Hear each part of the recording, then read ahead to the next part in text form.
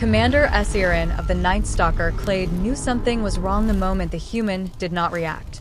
He sat alone in a forest clearing beneath alien stars, a small fire crackling softly as he rotated strips of meat over the flames with patient care. Around him, hidden in overlapping fields of shadow, 12 apex hunters closed their circle. Their cloaking fields bent light perfectly. Their footfalls were silent. Their kill glands were primed. Yet the human did not flinch, did not stiffen, did not even glance up.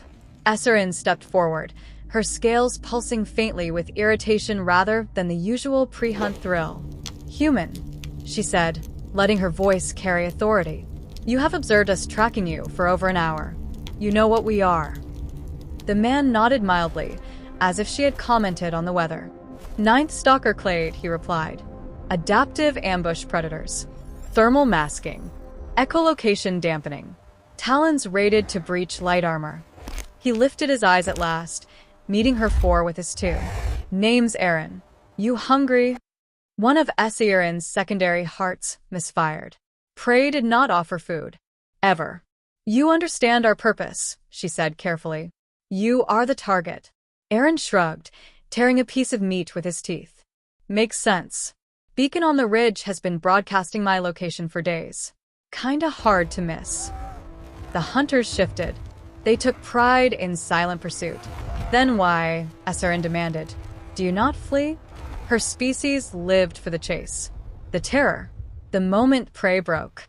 Every intelligent organism runs. Aaron chewed, swallowed, then poked the fire with a stick. Would that make a difference? The question unsettled her. "The hunt is sacred," she said. "Fear sharpens it. Struggle completes it." Aaron replied softly. "That's where you misunderstand humans." He added another log, sparks drifting upward like fireflies. "We were never built to be prey." Esirin's claws flexed. "You're soft, slow, poorly armed." Aaron smiled, but there was no warmth in it. "We're persistence hunters," he said. "Always have been." The word carried unfamiliar weight. Esirin felt it settle in her chest, heavy and unwelcome, as the forest seemed suddenly quieter, as if listening. "Explain," Esirin ordered, though the command felt weaker than intended. Aaron leaned back against a fallen log, gaze drifting to the stars. "Long before cities or machines," he began, "we hunted creatures that dwarfed us. Massive, armored in muscle and bone. Faster than us in every sprint." The hunters edged closer despite themselves. Stories were bait, and they knew it, yet they listened. "So, how did you kill them?" one stalker hissed. Aaron chuckled quietly. "We didn't chase them hard. We followed. Hours. Days. We walked."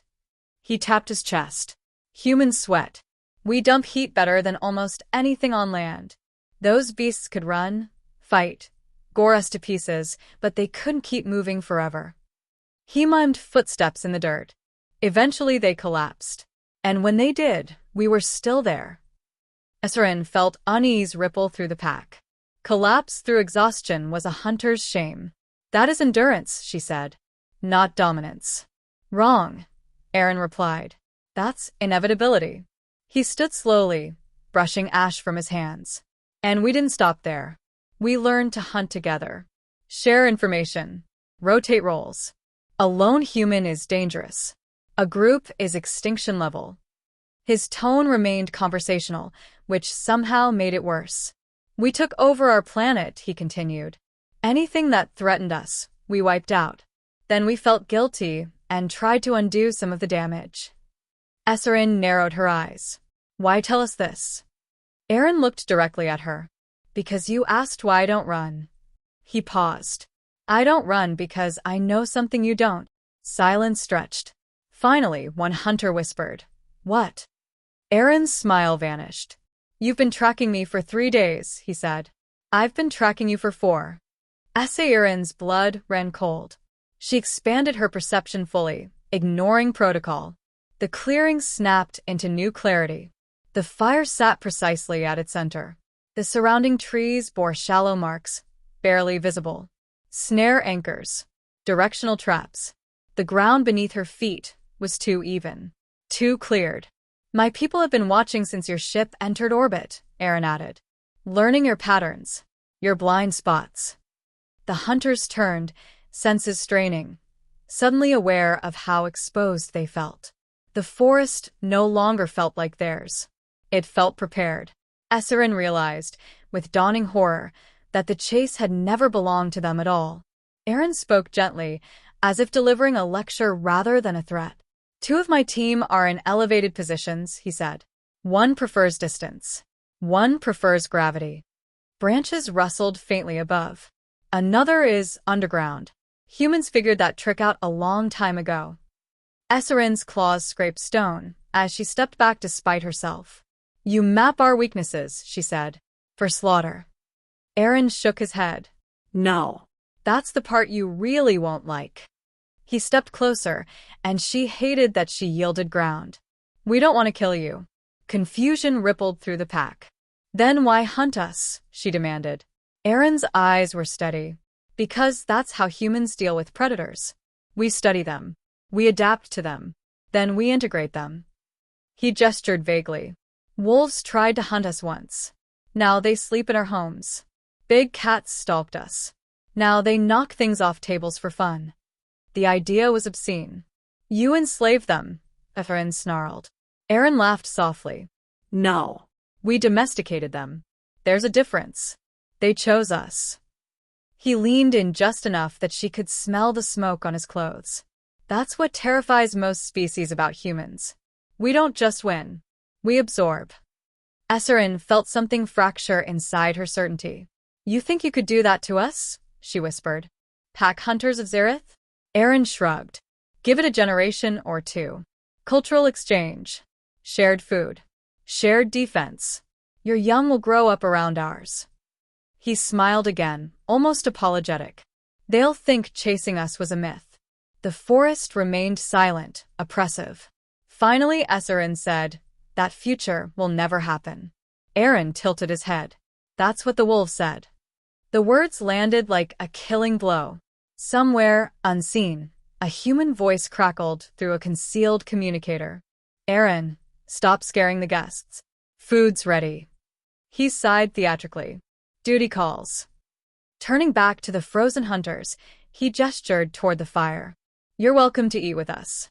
Or leave. As he walked away, he added casually, but I'd recommend leaving carefully. The perimeter's not friendly. The 9th Stalker Clade did not move. For the first time in their recorded history, they were unsure whether they were predators at all, or simply the next species humans intended to make harmless. Minutes passed. Then more. The fire crackled. Human voices laughed somewhere beyond the trees. Esserin's pack remained statues, every instinct screaming, yet finding no direction. When they finally withdrew, it was slow, deliberate, and utterly silent.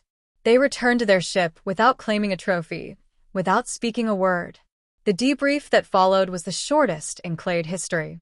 No one wanted to explain what had happened. No one wanted to admit the truth. That they had been out-hunted without a single blow struck. That fear had not been triggered by fangs or claws, but by hospitality. Days later, the official report labeled the encounter an anomaly.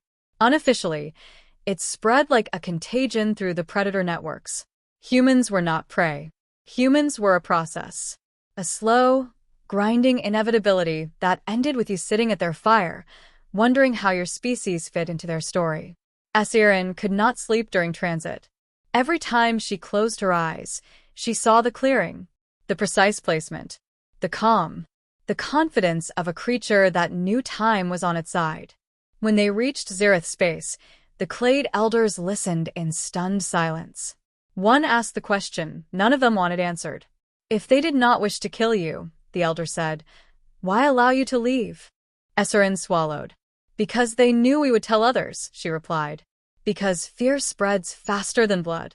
Weeks later, a human diplomatic vessel arrived at the edge of Xerath territory. It carried no weapons visible to scanners. Only gifts. Food. Data. Cultural archives. The elders debated for days. In the end, curiosity won. It always did. Esserin watched the transmission from orbit. A human ambassador smiled, raised an open hand, and spoke calmly. "We come in peace," he said. Esserin believed him. That was the most terrifying part. Deep in her chest, beneath pride and instinct, a new understanding took root. Humans did not need to chase forever. They only needed to wait. And one day, long after the hunt should have ended, you would realize you had stopped running, sat down beside them, and accepted the meal they offered. The ninth stalker Clade recorded a new psychological condition that cycle: preemptive existential collapse. The humans, for their part, labeled the first meeting with Zereth hunters a success. Someone even joked about inviting them to a game night. Esserin stared out at the stars and understood, with perfect clarity, why the human had never run. He never needed to.